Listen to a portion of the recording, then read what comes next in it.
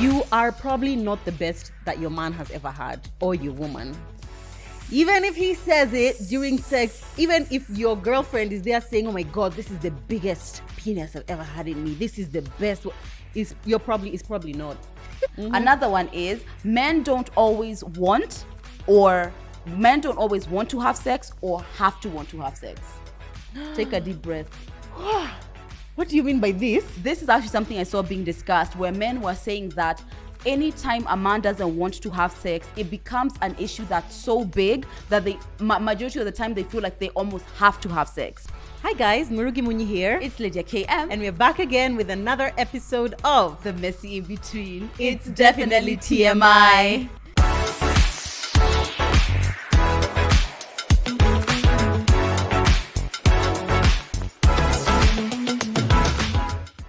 We're getting so in sync. I know. And then whenever I'm speaking, you're looking at me. When I'm speaking, I'm looking. When you're speaking, I'm looking at you. And then together we're like, it's boom. definitely TMI. Love it. Welcome to another episode, guys. Episode 54. Love that. Great. Only one of us can keep track. We just can't both be doing it. Thank you guys for being here. Excited to be bringing you another episode. Remember that if you're watching on YouTube, please subscribe, guys. This year we are getting to 100K. 100%. 100K, guys. Period. Yes. And she just got to 100K on Instagram. Yay! Congratulations, babe. This you will see like 3 weeks right. after. Oh yeah. Okay, fine. So a few weeks on ago, TMI's birthday. I got to 100. Yes. Yeah. How significant. I love that for you. For us, day. actually. You'll never forget that. Yeah. Anyway, guys, if you're watching on YouTube, please subscribe. If you're listening on a podcast platform, please click the plus at the top so that you can always know when we have new videos up, and follow us on Instagram, TMI Podcast KE, Lydia KM, and Murugi Munyi. Be part of the family. Be part of the family. And we are growing family. And you want to be the people who say, do you know what? I was there at episode 50. I was there episode this. When TMI is like now super international, we are on like Oprah's network or something. Amen. You want to be like, when they just started as little girls. I was there with them. Exactamundo. Yeah. Thank you guys so much also for the feedback you guys have been giving us on our episodes. By the way, we really do our best to listen to everybody's feedback. So like when you guys send messages, whether it's about the content, it's about the production, whether it's about, I don't know, our hair, our outfits, whatever it is, we really appreciate your feedback. We want to talk to you, but we want you to talk to us as well. Stop. We are matching. People have been dying about us matching. Are we matching? Okay, a brown. A brown and a white. Yeah, we're even matching nipples. Love that for us. We love that. I love that. That's one of the things you guys comment on. But we already told you that it's not always possible for us to like coordinate. Yeah. Because sometimes even our shoots are a bit last minute. But either way, we try our best, and our spirits seem to be aligned. Exactly. Yes. Today we are going back to our topic on uncomfortable truths. Yeah. We had deviated a bit, unpopular opinions. We had gone to start doing his at 10, and that episode was fucking hilarious. Fucking hilarious. Yeah. I was dying. You know, I can't even wait to watch. Okay, well, but at this point, you guys have already watched it, but I can't wait to watch it because I'm just like, I was dying just shooting it. Yeah. I can imagine now when, And bear with us, guys, because we do shoot in bulk. So sometimes we are a bit off with the dates, exactly, okay? Yeah. But we're just trying to, squeeze everything in the schedules to make sure we're bringing you an episode every week. So that's why. Every single week, yeah. So we're talking about uncomfortable truths about sex. We're like, we can't conclude the sex podcast. Exactly. We're like, we can't conclude this series without having talked about uncomfortable truths about sex. Yeah. And the second we thought of the title, I was already like, I have a million. I have 25. I have actually let's talk million. About it. Yeah. Because you know what? We don't want to be part of the lies anymore. We wanna bring the truth to the table, and like the uncomfortable truths about life. People really love that. Yeah, it changed your perspective about things, because I feel like the uncomfortable truths are the things that are hidden underneath, but actually is the reality most people are living. Yeah. And then unfortunately you think you're the only one living that reality. But nope. It's the uncomfortable truth. We all know it, but no one wants to talk about it. So we're here talking and about interestingly, when we were shooting that episode, I feel like it was less like funny and like jokey than our other episodes. It was serious. It was actually quite serious. Even when I was watching the promo, I was like, hey, wow, so you guys can be serious. Not always laughing. It's not always giggling. Penis jokes. Sometimes serious. Sometimes serious. And I love that. Yeah, I love that. Life is messy, and sometimes it's like messy funny. Other times it's like messy serious. Yes, and as we said, this uncomfortable truths, if you want to pretend that they don't exist, That's please, you, baby girl. absolutely it's you. Yeah. do it for you, because they can be a bit tough. Yeah. They can. But obviously sex, because it's different for different people, these uncomfortable truths are just for us. We feel what we feel. What yeah. we feel But personally. we hope that you'll tell us if you can actually relate, and that you'll obviously add some more in the comments if you're watching on YouTube especially. 100%. And this episode is done in partnership with none other than Beducated. Who They're we the perfect adore. We partner love for this. Beducated. Exactly. Yeah. So we've talked about them before on our platform, both on social media and on here before. They are an online resource about sex. Basically, think of Netflix. They're the Netflix of sex. 100%. And the last time we spoke about them, there was such an enormous response, because you don't even realize how there's so much information about sex out there. But is it really information? You know, it's like it's from who? Yeah, it's from who? It's from who? It's from Bob from in the computer. He does not know anything. When's the last time he Please, touched Bob, a babe? can you He leave? does not know, but he wants to tell you how you should do How you acrobats should in do- your own bedroom. There we are. Yeah, and Yeah. I think that's the most amazing thing about Beducated, is that it's all the courses are by experts. So when you're going there, you know that you're going to be learning from somebody who has done the research, who knows exactly what they're talking about. So even the way I feel as a student on Beducated, I feel like, you know what? Oh, so this is how it's supposed to be done, as opposed to all the jargon and all the opinions that you get online, and they Exactly. go absolutely nowhere. Exactly. So if you've been on Beducated, maybe the last time that we posted about it, you'll see that they have tons of courses about so many different things, from like intimacy to orgasms to hand jobs and blowjobs to anal sex to Kinky same-sex sex. relationships, kinky sex. Oh, you are waiting to say that one. You are waiting for that one. They have, so once you sign up on Beducated, you get access to basically all the courses. So depending on what stage of your life you are in, even if you're planning to start having sex, or if you are more experienced, if you're in a relationship, if you're single, even about masturbation, like anything that pertains to the bedroom. Yeah. Beducated has got you. Yes, even there's a course on endo. Yeah, because Oh, that yeah, is I saw something that, that does yeah. affect basically anything that can affect your intimacy and sex life. Yeah. You are most likely going to find a course on there, which is so amazing. Which is amazing. Yeah. So we have curated. How do you say that word? curated. Not curated. I feel like both ways. Both would work. yeah, okay, fine. So we've curated a landing page on Beducated of our favorite courses on there, and these are things that we've actually been going on those courses, guys, and actually learning. You may see us sitting here thinking that we are sexperts, but we are not. We are not. We are always We're learning, going on the experts. and we are doing it. And how when can you do it with your man, do you not feel like Yeah, I know. And it's kind of like, but you know, the funny thing about Beducated, it's like, it's not the same as watching porn. I'm usually so just like, whoa. And there are videos, by the way. So some of them have videos, some of them it's pictorials. They'll tell you what it is. So if you're not comfortable watching videos of other people doing things, you know to not click on that video. Yeah. But when I'm watching, I find it's not even like I'm watching porn. It's just like I'm so interested. I'm really learning. Yeah. Like I'm really learning. It's like I'm in class. Guys, there's when I watched the blowjob course, I learned something. Yeah. And you know, in my years of Lydia in her bedroom expertise- as she's watching. In my years of expertise, I learned something that Exactly. was clearly a game changer. Yeah, there's so many things actually to learn on there, guys. Yeah. So we've curated a landing page which has our favorite courses. So if you click the link in the description box below, you will go straight there. If you sign up for Beducated, use our code TMI podcast and you'll be able to get 40% off, I believe 40% off your annual fee on Beducated. And it's not a 1 year discount. The discount applies like in eternity. So even next year when you get it renewed, you'll still have the 40% discount, off yeah. and so on and so forth. Yeah. And honestly, when it comes to bedroom matters, the more confident you are in a situation, the more you're going to have a positive experience. Yeah. There is even a course about sexual confidence, but I always feel, by the way, I've Googled plenty of things, like how do you do this? How do I do that? Yeah. Why does this happen when I do this? So instead of doing all that, go there, get the info, and level up your Level sex life. up, Sweetie. girl, sweetie. All right, so let's start talking about some uncomfortable truths about sex. Yep. Should I start Go first? first. Okay. So my first one is you are probably not the best that your man has ever had, or your woman. Even if he says it during sex, even if your girlfriend is there saying, "Oh my God, this is the biggest penis I've ever had in me. This is the best," it's probably not. It's probably not. Unless it's the first person who you've ever had sex with. In then which in that case, obviously, in which it's not even the best, it's the only that they've ever had. But that's a harsh reality. But None of us want to think about it, but it's a harsh reality. I prefer to put my head in the sand on this one. Really? La la la la la la la la la la la la la la la. But you know what, my life tell myself, even if I'm not the best he's ever had, certainly I will be the most experienced because me, I've gone to do research on Beducated and other such like apps. Good one. Exactly. Good one. Thank you. Umefikiria there. Exactly. Like at least put in some effort, even if you're not. I mean, I feel like I am an A for effort. Girl, yeah. I work. I put in that work. I do. Sometimes it doesn't happen just like in the movies at people just know. You guys have watched 50 Shades of Grey and you're just like, oh, you'll just go, it'll always be magical. Absolutely. What's this not. other one that's on Netflix?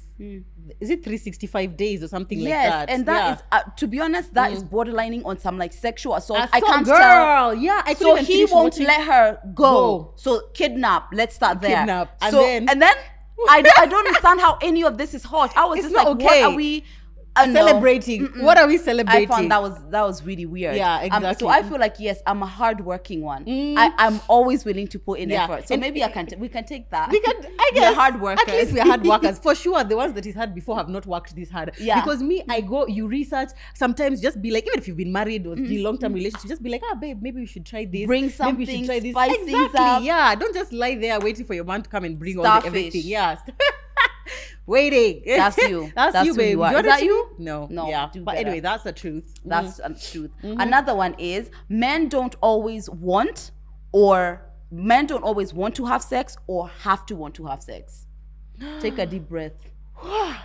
What do you mean by this? This is actually something I saw being discussed where men were saying that anytime a man doesn't want to have sex, it becomes an issue that's so big that they majority of the time they feel like they almost have to have sex, right? Yeah. And a lot of men do have this really high libido, which is fantastic. They're always on, but that's actually not even the majority of men. It's actually it's a stereotype that's been put out there. The same way there's a stereotype that, women never really want to have sex.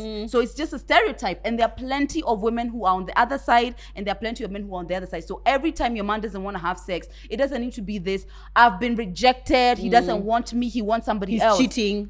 Sometimes he just doesn't want to have sex. Why can we not sit in that discomfort? I know. I think it just feels strange, I guess, for most women. And actually, because of the stereotype. And the stereotype has women who, if, for example, you're in a marriage or a relationship where you have a higher libido than your man, you feel strange. Yeah. You start feeling like, oh God, there's something wrong with our relationship. Whereas if it was the other way around, it's just kind of like, that's normal. Exactly. Women generally don't want to have sex, and men or they say like, when a man is having sex with you, it's only physical, and when it's a woman, it's the emotional connection. Total crap. Sometimes a woman just wants to fuck, and sometimes maybe a man wants to feel the emotional connection. It's true. And especially in relationships, almost always after you get to know someone, even the sex, no matter how it is, it always kind of has this, that we are connecting. Yeah, exactly. So I feel like, honestly, that pressure, and I am speaking to myself, by the way, because me here, you're speaking to all of us. If I just touch the shoulder like this, pop, and he's just like, no, Joanne, this is what I mean. This is what I mean. And really, sweetheart, just relax. Relax. He just doesn't want it today. Yeah, easier said than done, though. I said even for me. And do you know what I think? Actually, I think what emphasizes the stereotype is that when a woman, usually if you don't want to have sex, and even for me and my man, if I don't want to have sex, but he is like coming on to me, it doesn't matter if I didn't want to, I'm not gonna say no. That's interesting. That's a personal choice. Yeah, that's a personal choice. Is that I'm more likely to be like, because for me, I feel like, I don't know if it's changed myself, but I feel like usually at the beginning, maybe even if I'm tired or whatever, I know I won't want to, but I know that once now I've been stimulated, whatever, I always enjoy it. Because you are really highly... Yeah, but for a man, usually it's like, if he doesn't want to have sex, if he doesn't want to have sex and you come onto him, men, if they don't want to do something, they're not gonna do it. I don't care about like your feelings or whatever. If he don't want to do it, he's not gonna do it. I feel like it's mostly about not necessarily the man. I think it's about the level of libido. Yeah. So people with high libidos, even when they don't really want to, once they get going, they get going. Yeah. Because I know with a certain person. Who could she be referring to? Who may she be talking about?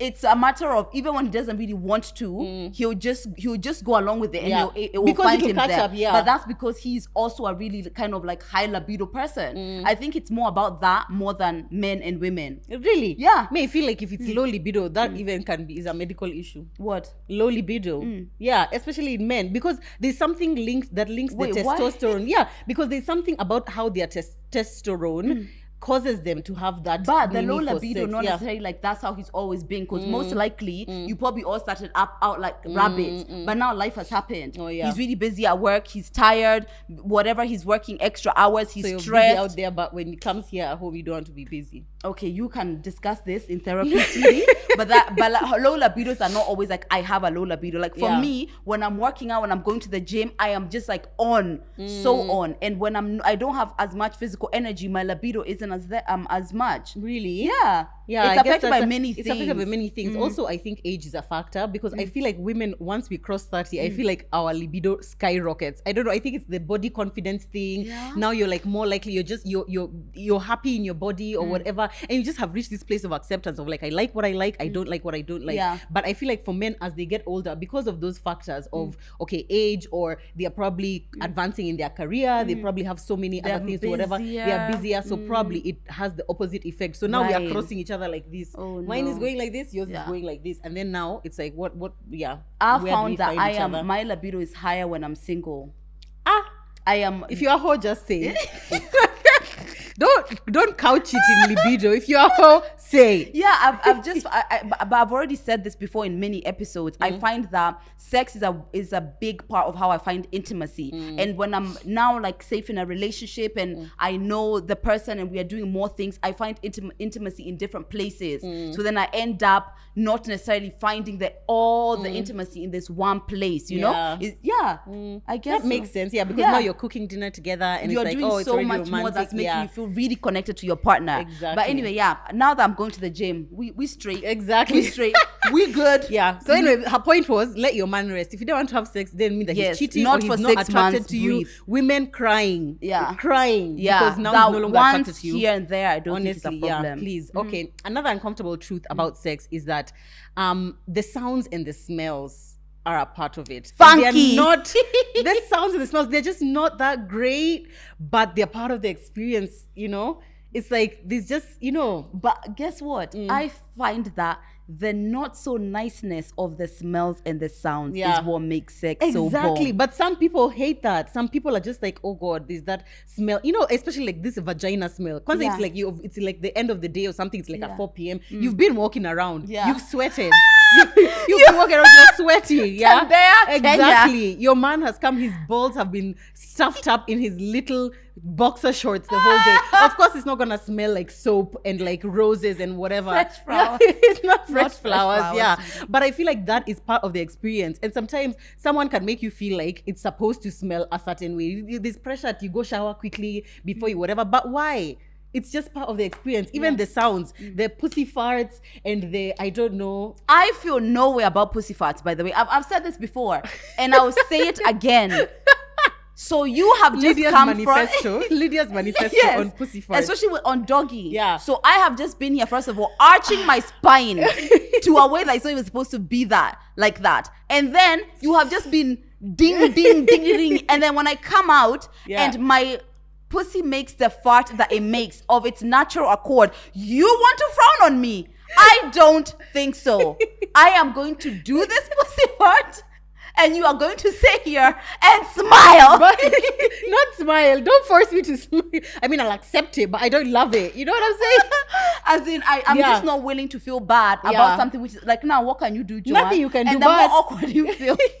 Let me tell you something. I also have come to accept it as a part of sex, but I can't say that it doesn't make me feel some kind of way. It just feels like I'm always like, once, you know, when you finish the doggy and now you're turning. You're turning. Ooh, it's a turn.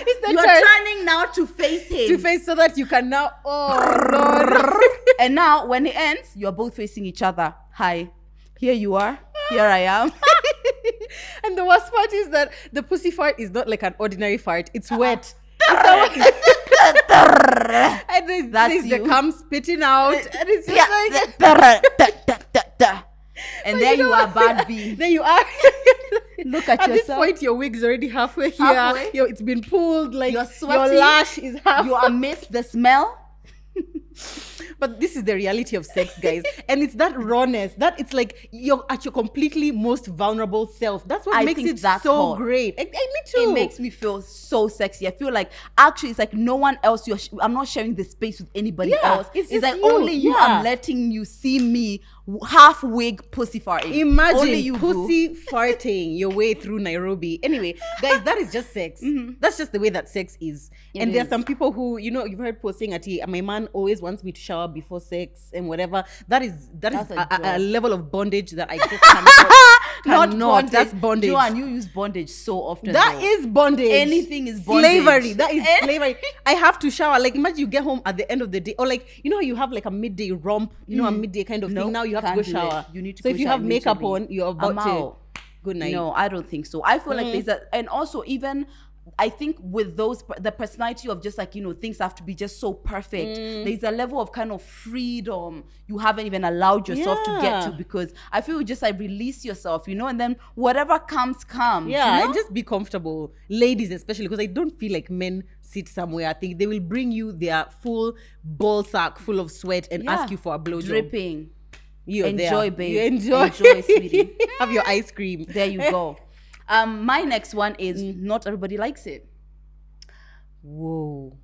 An uncomfortable truth about sex is that not everybody likes it.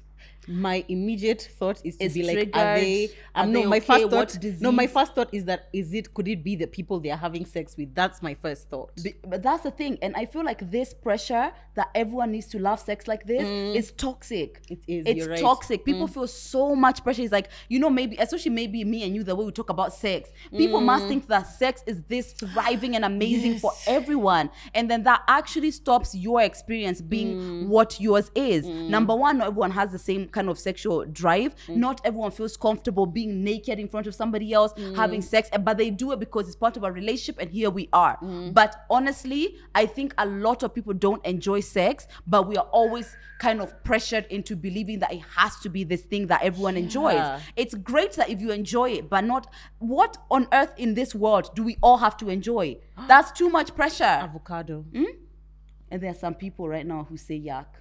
Crazy. So we can't agree on, there's a lot of things we can't agree on. So it's just, let's relax. If you don't enjoy sex, if you haven't found it, and if you're not even willing to find that enjoyment, that's fine. I've seen a video on Instagram of this couple who are in a celibate marriage. So they have 3 children, but the only time that they have had sex is when they are trying for a child. How come? And just because they just both don't enjoy sex. They don't. Yeah, they just both don't enjoy sex. They just feel like they love each other. They're intimate, exactly. But they're just like, why are we don't have to do it? And I'm like, wow, you see how God connects 2 people who are, because I mean, who else? Who else? Right? Yeah. And they're actually, I saw people commenting, they're saying, yeah, me and my partner have been in a celibate relationship. They live together. They do everything together. They are happy, but they just don't have sex because they just don't enjoy it. And there you go. And it happens. Not everybody enjoys it. No, everybody likes it. And the pressure to do so kind of removes you away from having your own beautiful, unique experience with sex or without sex, like that couple, you know. So they're able to do it. And I think for them it was also, they were like, it's from a religious point of view, they were like, God says you should populate the earth or whatever.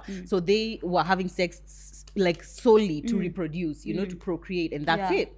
Which I was like, okay, great for you. Yeah. But I also feel like there are people who start off their sexual journey, and maybe it's not a positive one. Maybe it's like there's a rape, there's a sexual assault. There are many things that can cause people to not like sex. Like there's a guy who DM'd me, and he's a man, and he's like, he was sexually abused when he was like 15 years old, and now he doesn't have sex with anyone, even men, women, like whatever. He's just you know, he can't. So because of past traumas, maybe that's the reason why some people can't or don't enjoy sex. But I feel like apps like Beducated, and this is why I really like them, is that if you're in a place where you don't enjoy sex, but you are trying to get to enjoy it, maybe for the sake of your partner or for the sake of your relationship, or it's just something that you want to be a part of, that's a really great resource to start from. Yeah, you can figure out how you feel, because there's a course on self-pleasure, and that can be a way to kind of understanding your sexuality without another party. If the case, like how Joe said, it's maybe you had a trauma with sex, maybe rediscovering your body on your own without anyone's interference can be like a step one of feeling a bit better and more sexual in your body. And it's true, it could be that, or it just could be people don't like sex. Maybe you just don't like it. Do you think somebody can just go their whole life and not have sex? I mean, yeah, if they didn't actually, it's just that because relationships really demand sex. Exactly. They do. It's really difficult. And there's very few people who admittedly say that they don't enjoy sex. So then it's harder for those people to find their matches. Exactly. You know? And I imagine it makes it more difficult. Like now, for example, you're married and every time your partner tries to have sex with you, he knows that you're uncomfortable. He knows that you're in pain or something. Or he knows it's just it must be difficult because then now it just impacts the relationship. It does. So anyway, if you don't enjoy sex and you're here, by the way, you can always share with us your comments if that's how you feel. Tell us what your journey has been. If you're on YouTube, it would be amazing. Share your journey or in the comments. Exactly. Okay, so my next one is, and I think Lydia Jung contributed this one. Vaginas are ugly. I have never seen a cute vagina in my life. In fact, vaginas look like a body part that was supposed to be inside your body, but accidentally it was put like, outside. Oops. And it's just like, sometimes I see these posts on these body positive pages like, oh, all vaginas are beautiful. But it's let me tell you what it's like. It's beautiful the way your ass is beautiful. You know? What? It's like there's a level of beauty. Okay, so it's not like beautiful, it's not like flowers. Like flowers and, it's not and flowers okay, and chocolate and ass. Oh, and obs. It's beautiful like vaginas. Yeah. So like we don't need to force the imagery to be something that's supposed to look in this like magical, beautiful way. And it can. It absolutely can. Like for me, I love my vagina, but I love my vagina with like acceptance of. This is the way that it looks, and this is how vaginas are. Cutie, exactly. You know? Yeah. So yeah, I feel like you don't even need to force yourself to feel like it's beautiful. Yeah. It can just be like yuck, but I know. I love you, babe. Me, how men even give head. To me, it's just, it feels like disturbing. I'm just like, you're just honest, there looking at it, like your whole mouth is there. I don't understand. Really? Yeah. See me, maybe I'm not on this level. You are on a really dark level. Yeah. No, but it's just for me, I guess that just went to show me that I'm not a homosexual. Okay. Yeah. Because for me, just like, I mean, I don't know, you're just looking at it. Now it's up close here. Your vagina is now here. And now your mouth is now your mouth. No, put your mouth on your vagina. I mean, it's a lot. And it's always super moist and stuff. It's just like, it's, you know. I'm not there. I am accepting. I love it. But I love my vagina. That's the thing. Or even sometimes when I look at my vagina, I feel turned on. So it's like, yes. Okay, with the shape of it, because you associate it with sex. Yes, exactly. But actually, we didn't have association with sex. Yeah. It would just be like, what are you? No. Is this place for peeing? And just like, imagine. No. Yeah, take sex out of the equation of your vagina. What are we doing? What are we doing? God. What indeed? We're doing nothing. Imagine. We're doing nothing. We're doing nothing. Yeah. But anyway, guys, there are so many different kinds of vaginas. So many different kinds. Like whenever I see those, like, I don't know, slides which just have like so many, the ones which have the flapping lips, the ones which have a really big clitoris, you know, the ones which have like the whole just looks, you know, a different kind of shape. All vaginas are all just looking the way that they are looking. And yeah, it's more acceptance. It's just like acceptance because it helps you enjoy. We said this about our bodies. Same as about our bodies. It's like it doesn't need to be this gorgeous, beautiful thing. Yeah. Yeah. Okay. My next one is I think you kind of touched on it. It's not always something that's so deep to everyone. And I feel like, you know, you always talk about this, like, you know, sometimes people just want to have sex and that's it. And there's so many messaging that tells you that sex has to be about this thing that's like deeper than that, you know? And a lot of people don't. Maybe I feel like almost always I've always had sex for something deeper. Oh, really? Yeah. Even when you're single? When I'm single, it's not that I'm seeking it. But if I'm honest, it's like it's what I'm getting from that interaction. You want that connection. That connection is actually why I have sex. I get that. More than just vagina and penis. Yeah. Yeah. Okay. So yeah, sex doesn't have to be this deep, intimate, amazing, whatever. And people always talking about like, you know, bonding and things like that. Sometimes it's just somebody wants to stay on a dick. Honestly. Yeah. That's it. On a cold Friday, July. Just want to sit on a dick. Exactly. Yeah. And it can be like that for both men and women because, like we said, sometimes you think that when a woman is sleeping with a man, there's some emotional thing. Always. But maybe she's just horny. That's it. Just the same way a man will just be like, oh, you know, she was just hot, or I was just horny, and she was just there, and we just had the sex. It's just the way that it is.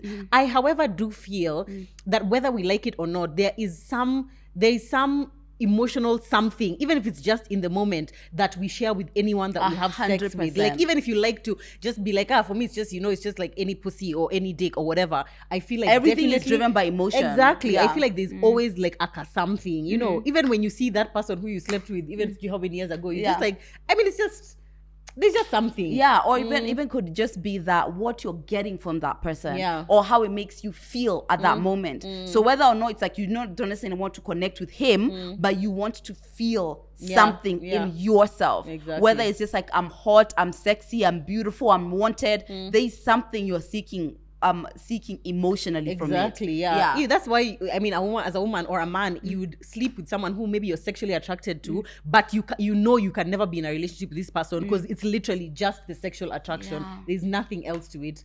Lydia is now trying to calculate. No, I'm trying to think, because honestly, it's like I've been attracted to everyone I've had sex with, but the kind of attracted which is like sexual, because there's those people who you meet and you can feel the sexual energy. You can literally like almost touch the sexual. From the second, and you're just like, I wanna. Then, but very well, like even maybe from the conversation or whatever, that this is not the person you're going to marry or have children with or whatever. But it's just the fucking. Oh yes, I have. You are. Yeah, I was about to say that. Yeah, exactly. It's like, I never, but yes. Yes, never, but yes. Never, but yes. Like right now. Yeah. There's a course on Beducated which can help you with casual sex, and it's called Hookups, and it's about learning how to the art of seductive art of casual sex, because it doesn't always have to be this deep thing that you get, but there's also an art to it. Just as long as you are interacting with another human being, you want to be able to understand like kind of the unsaid rules or like the best way to go about it. And that one with Hookups, it's like it's more like demonstration videos, like like how an evening would go, and so you can actually see yourself playing out that scenario. Okay. So like you're in a bar and then then you come home, like, what do you do? You're going to the shower, are we just kissing at the door? What do we do? Thing. I love that. Literally this thing has just like Beducated has everything. Okay, my next one is this is a bit of a dark one, but most of us have been sexually assaulted. More of us than those who haven't, I would say. And that means then men, you have almost definitely sexually assaulted someone because and especially this has become like more of a sexy topic, for lack of a better word, in recent times, where people are actually talking about what is sexual assault. Anything from making a sexual comment to me that I'm uncomfortable with, that's sexually assaulting me, to literally we're in bed and we're already having sex and I say please stop and you don't stop, and then the sex finishes in like 2 seconds. That is also sexual assault. Sending inappropriate dick pics. Exactly. An unsolicited dick pic. The disgust that you feel when you, oh my god, by the way, I could throw up in my mouth. Or flashing, someone showing you their dick without your consent. Exactly. That is so many people have been sexually assaulted, or like that line of consent really is so fluid sometimes. It's really fluid. There's actually a course on Beducated called The Wheel of Consent, which just shows you at what point do you require consent for you to do anything further? And it says things like I can consent to come to your place, but that doesn't mean I've consented to sex. I might consent to sex, but that doesn't mean I've consented to everything in sex. Like now we are in the middle of sex and you start saying you want to do anal, I don't want, you can't be forcing me. Exactly. Or maybe we've said I don't want you to come in me, but you do come in me. That's actually that is like done far more often than people talk about. Yeah, exactly. That's happened to me for sure. And because sometimes in the heat of the moment, it's like they feel like you're not being serious. Even if you are being serious, you're saying stop.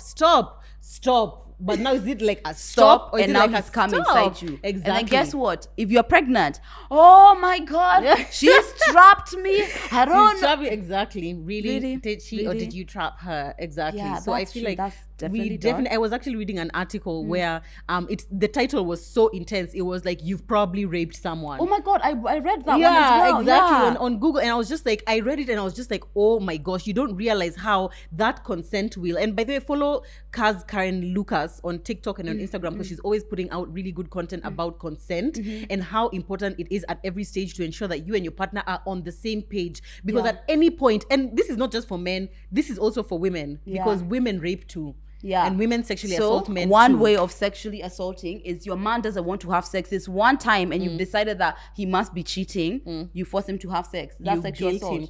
But how do you force a man to have sex? Because As in men get raped all the time. Yeah. Because that is involuntary most of the time. It just happens. Yeah. That's really unfortunate. It is unfortunate. Yeah. So yeah, you're sucking his dick now. He doesn't really want to. Yeah. But we need to. Yeah. You see, it's very... And no one talks about that backward no one doesn't way. talk about that, but it's true. I feel like actually men go through it quite a lot. It's like, can you just jump on this now? Exactly. Let's and hurry of course up. men especially wouldn't want to talk about that publicly because they get shamed, they get blamed, they get the how could you, or don't act like you didn't enjoy it kind of thing, why was your dick hard? It becomes like a whole just a whole mess basically. It's true. But it's really important to get consent. It's really important to ensure that you are not doing anything past the point that your partner is comfortable with. Or that if you're not comfortable, that you've said you should say. Because remember that movie, what was that movie about the lady who claimed that the man had raped her? Yeah, what was it called? Series? Yeah, it was a limited series on Netflix. Yeah, I can't remember what it was. Big. Yeah, and it was, I think the thing it came down something to affair. is that the not the dangerous affair. Something. Oh my god, I hate this. We know the one we're talking about. Yeah, but if you watched it, then you know that it came down to, did she say to stop, or are you just acting like you want him to stop? Because you see, you acting like you want him to stop or whatever is not the same as saying stop, I'm not comfortable with this, kind of thing. Yeah. And with consent, especially with like something like someone gets so aggressive, it's like it feels like the window is so small to say yes or no, because now it's a fight. Now it's a fight, and as long as he's doing it now, you're kind of in it. It's already happening to you. He's already crossed that line. So it's like you kind of almost sit there numb, but you can say no at any point. I feel like we need to do a whole episode actually on consent, on sexual assault. I feel like that's necessary. So triggered. I'm so triggered. And I'm so uncomfortable. And actually think about the times that you have been in a situation where you know that you've reached that place, like maybe you met a guy in a bar and you said yes to going with him, but now you've gotten home, your alcohol has shukad kidogo, and now your senses have returned, but now you're like, oh, but I've already agreed to be here. Yes. Okay, I'm already here. He already bought me the drinks. You start convincing yourself why you must we've already have started sex. Kissing. He's already fingered me. Yeah. Now, and then also, are you not always kind of afraid that he's going to sexually assault you because you've said no? So you have this sex that you don't want because you're afraid he's going to be angry and have sex with you. Honestly. Hey, gosh, life is super hard, guys. Anyway, let us know if you want us to do an episode on that, on the whole issue of consent and where the lines are. We have lots of info from the Beducated course because I feel like that's a conversation that needs to happen. Okay, we can do that. Give me, let it be hot because it can't be cold when we talk about these things. My heart is literally beating. I know. And guess what? I can't even tell when I've ever been in that situation, but I'm almost afraid anyway. But do you know the thing is that because sometimes as women, you might find that you have been in those situations more than once. But at that point you felt like you were in the wrong, or you felt like there's nothing wrong with this way. Exactly. And now when you're grown is when it's like your little Lydia is like, yes, this is what I was trying to tell you. This is what I was trying to really help me, 30-year-old Lydia, help me. That's why you're triggered. Oh my god. And you know, for me, I feel like a lot of times, and this is why I always say it's like in a relationship we are always so like you need to be having sex, but it's like but you're not enjoying it. And you don't want to. And you feel like you have to do it because he's your boyfriend and you're in this relationship. Actually, that's what's being triggered. Exactly. And then add that to someone who has a temper. Ooh.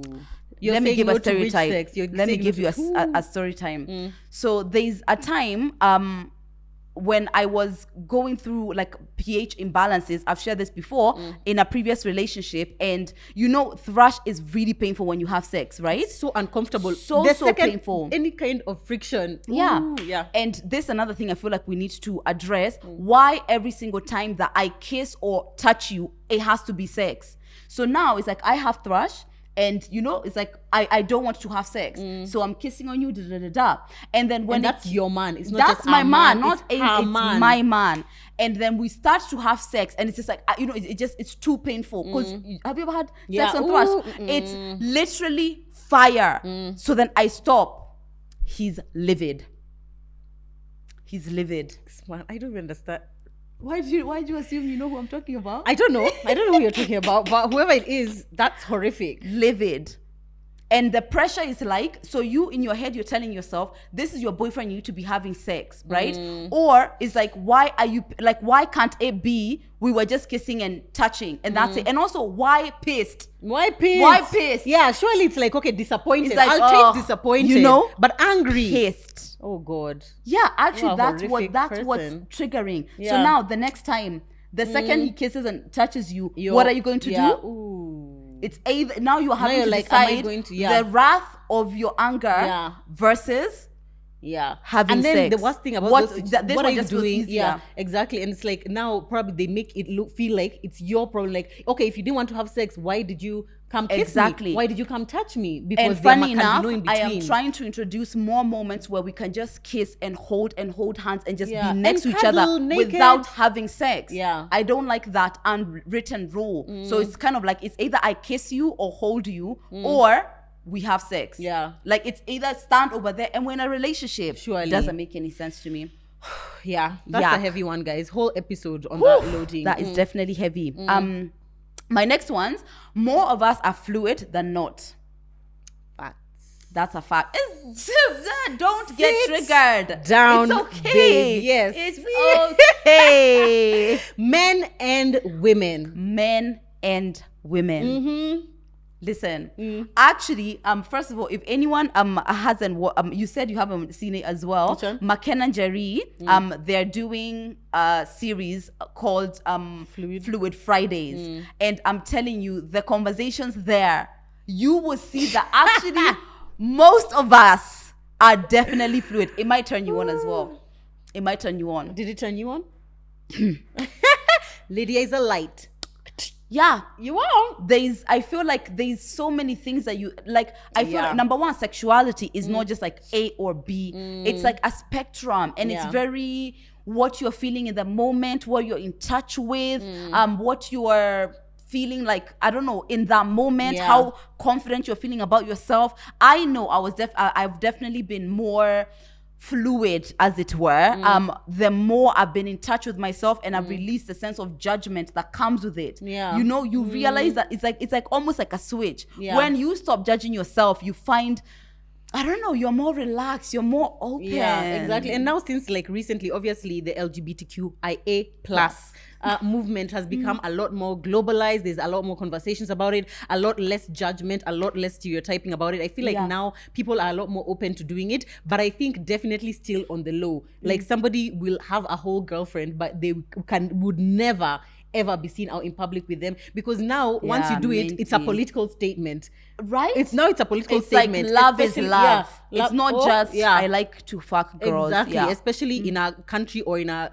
continent where in a lot of places homosexuality is still illegal. You know, so obviously it's like you're not going to like come this out one. and stand. Yeah, like this one exactly. So you're not gonna come out and stand. But interestingly, how you've said that you've become a lot more fluid as you've grown older. I feel like I was a lot more fluid when I was younger. That's interesting. Yeah, I don't know if it's that now because but you're now married though now. No, but it's not okay. Even before I got married, but it's like in my late teens to like early 20s, I feel like there was a certain freedom that I felt like I had at that time, because it's like, I'm still growing, you know, and I'm just like, I'm still learning myself. Okay, do I like this? I mean, I experimented, you know, here and there.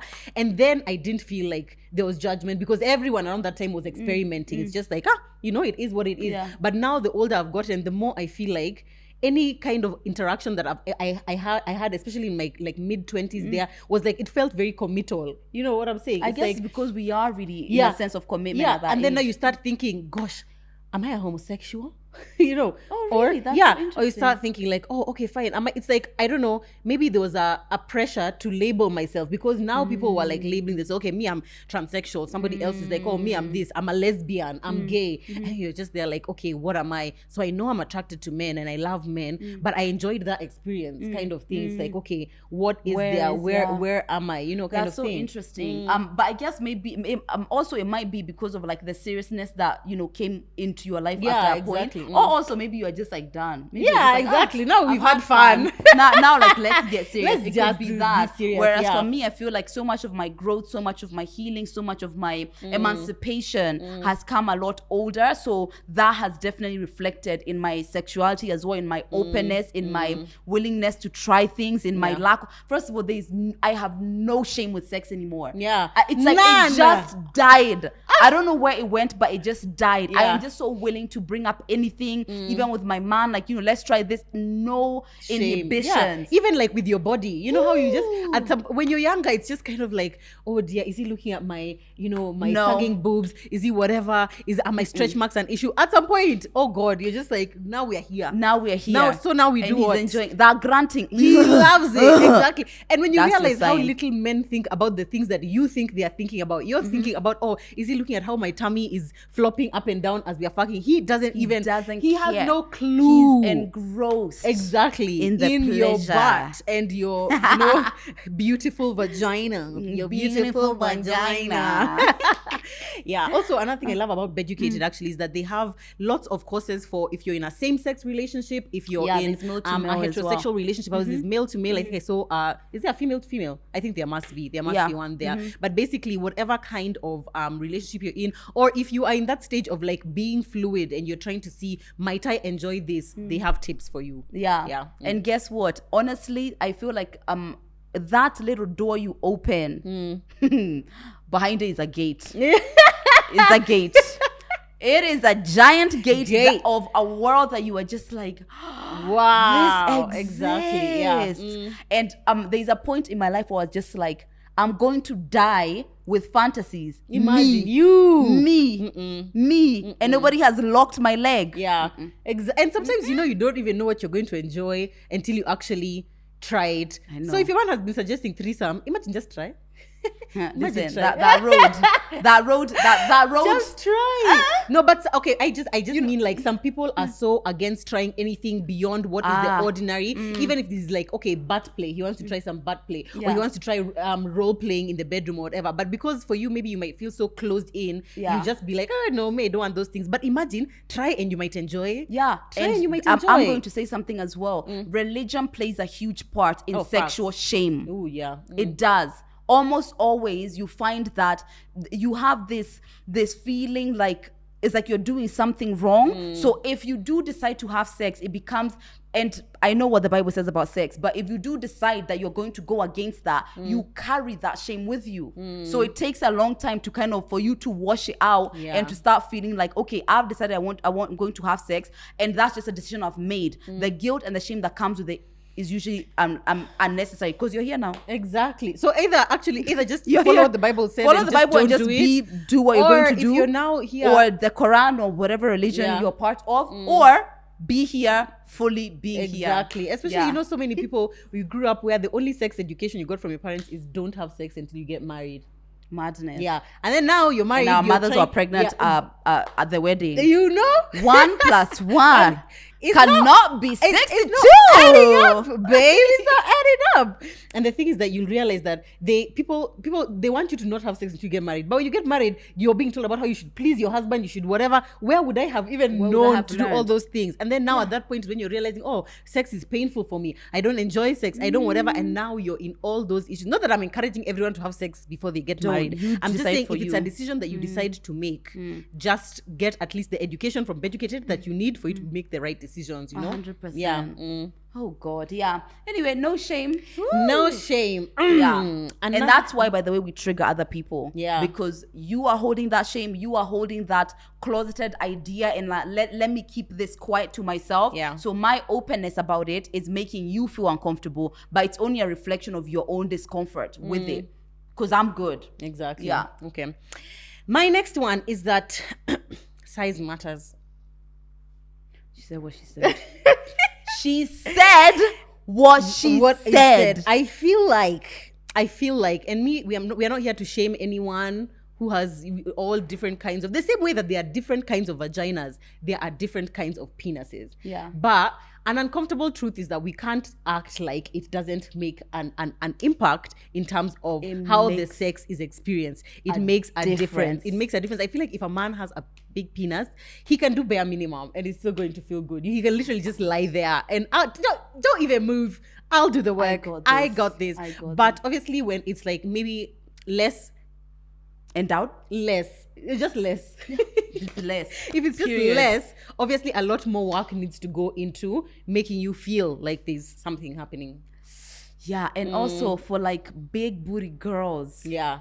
I mean, where is it going like where this is actually it's just physics. It's actually just physics. Math. Yeah, it's 1 math. + 1 is 2. It's just like if this is the So big ass booty. yeah, This is first of all, there's this booty before this.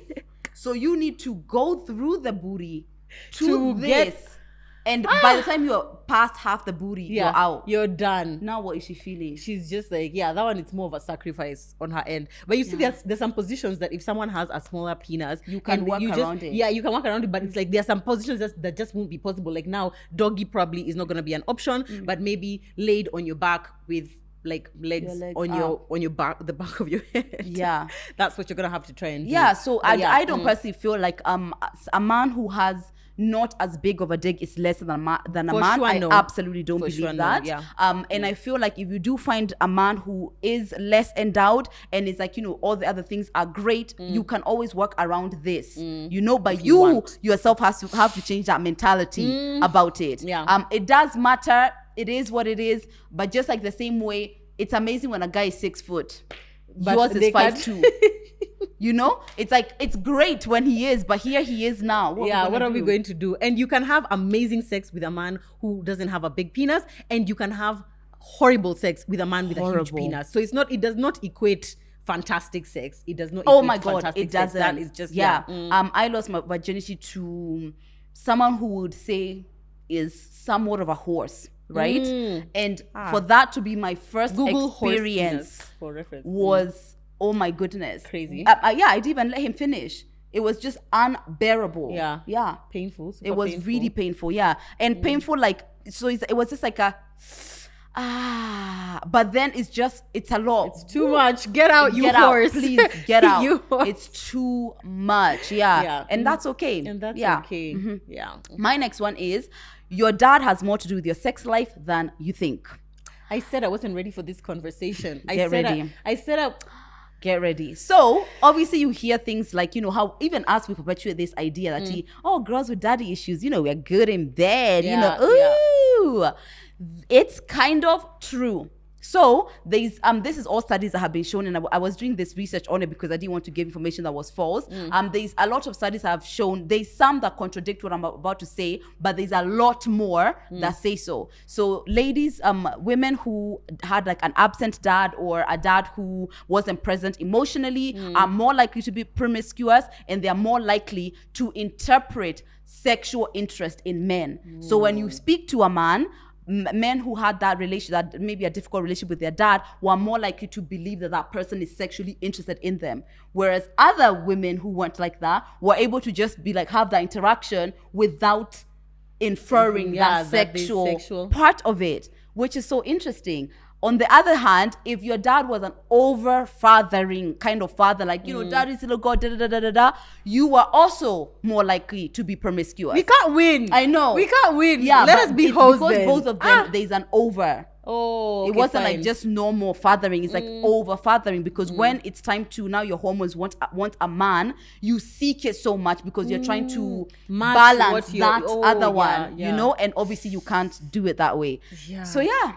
And also, like, now, okay, whatever kind of relationship, like, okay, your dad wasn't around. So now every man that you're sleeping with, you're trying to crave that affection. You're trying to get that affection. And you seek more validation and sexual validation from men. And this is something which I feel like has been discussed a lot. Yeah. It's that need to connect with a man, or that need to feel something from this man. So you end up kind of having more sex than maybe other women would.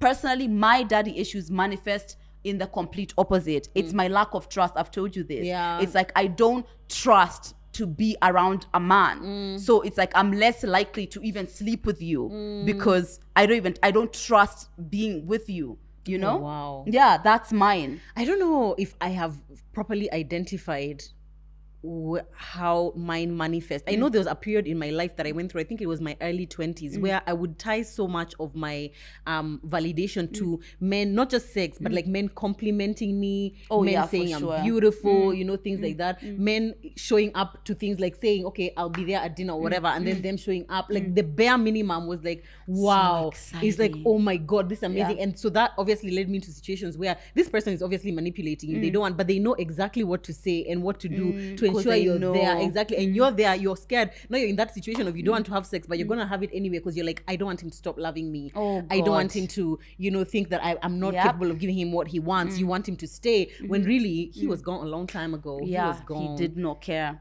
Yeah. Wow. And how does that manifest in men, like men who have daddy issues? So funny enough, it doesn't affect men in the way that it affects women. It's not it's not that tied to our sexuality the way women are. Yeah, it is for women. Like being more. Yeah, it's not. But yeah, so you're there. You think that you just love sex. Kumbe, it's your dad you're looking for. It's your dad you're searching for. Looking for your daddy. Actually, and women with mommy issues, does it have? It doesn't have the effect that way. I think the opposite sex partner, the opposite sex parent has an impact on you with your relationship and maybe even your sexuality more than the same sex parent. But of course, this research most likely never included people who are from the LGBTQIA community. Maybe it even include black people. You can find that maybe it was white people, but I would say we have more than enough evidence to think it's true that it is your father. It's your father you are the way that you dad. are. And also it makes sense because as a girl, the first male figure you interact with is your dad. Yeah. So he's like the poster child. He's the foundation. So the way you interact with him, obviously it's in your mind. It's just like this is the way men are. It's true. Absent, you're gonna understand that that's how men are. And guess what? You need what you need. But this is what he's giving. Ooh. So of course those needs are still there and they're going unmet. Yeah. And then that's why you overdo it when you're in relationships. Yeah. But yeah, anyway, so it's not the end of the world, but it's good to know, especially if you're a bit younger. I wish maybe I had been a bit more keen on that a bit earlier, because it would have showed me the patterns of my relationship and even how I felt around sex. Earlier on, and are just known. But it's a trajectory kind of like thing. There's a wheel you keep, and you have to grow, because the more you have the sexual experiences, in fact, sometimes you have an experience with your man, and then you maybe there's like something which happens in between there that after you start thinking, why did I do that? Why did that make me feel so turned on when I thought about that thing? And then the choke me, daddy. Choke me. Call me your whore. Yeah. Actually, there's a course on Beducated on choking, and dirty sex combined. There's literally a course for everything, guys. Honestly, there's a course for everything. But yeah, it's a wheel, and I think we keep learning, and we hope that these uncomfortable truths have taught you something. Because for me, some of Lydia's have just been, yours are just so intense. Even yours. Lydia. What about you? You're the one who said that everyone's been a rapist. Oh yeah, it's true. Yeah, that was you. That was you me who brought that.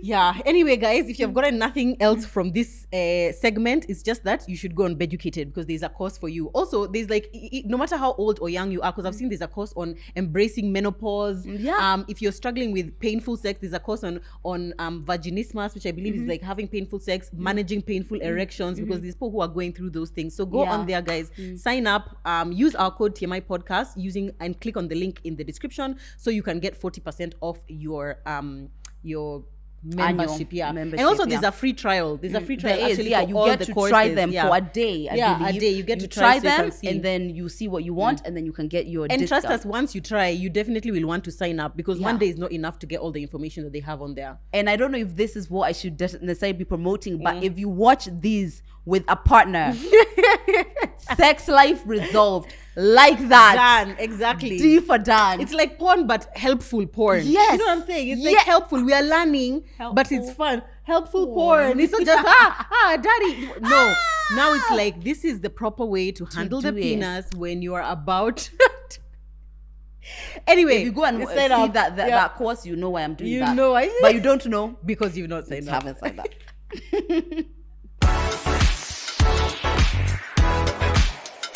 So as we mentioned, obviously, Beducated is this online platform, guys, where you're able to get like resources about sex. But you know what's another resource for sex? For sex conversations? TMI.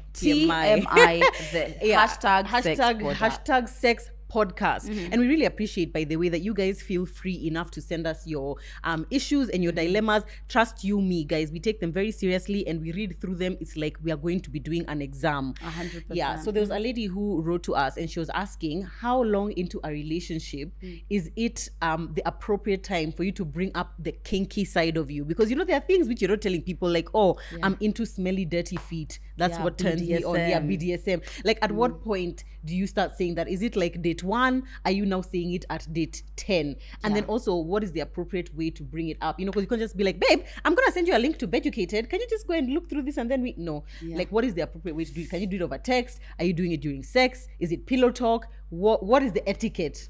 Kinky etiquette. I feel it's like it's touch and go, right? It's like you start small, right? Me, I'll speak. Maybe the reason why I even kind of got into a relationship with the man I'm with is that the freedom of being sexually open with someone is a different kind of intimacy. So that coupled with the fact that, you know, there was other things that were creating intimacy, it was just so easy. I would say that if you are in like date 1, date 2, date 3, once you start having sex, right? Start even it's just conversation. You know, you can always see who's what and where. Where you can see who's who and who's where. You know, you're just like, oh, that's funny. Like, you know, what's something kinky you've done? Yeah. Kink. Jezebel. I wasn't raised that way. That's not the one. If it's just like, you know, I've thought of things, you don't even have to push it. But as long as that openness is all you need, then, you know, the next time you're happy, that's the door. Next time you go to the gate. Next time you proceed to the gate. I feel like it's like, you know, you got to just test it out, you know, even the kind of conversations he's comfortable having. What's the freakiest thing you've ever done? Have you ever had a threesome? Have you ever had a foursome? Have you ever had a gangbang? Whatever. You will see some things just in how open he is with the conversation, but don't judge him yet. Almost always there's something there. Wow. And also be open, be prepared for even what he might say. You might think you're the kinkiest. Kumbe, the things he's bringing to the bedroom. I'm so glad you're like this. I've had a gangbang with like so many men. Oh God, I feel so free. That's him saying. Yeah. I feel so free to finally talk to you about this.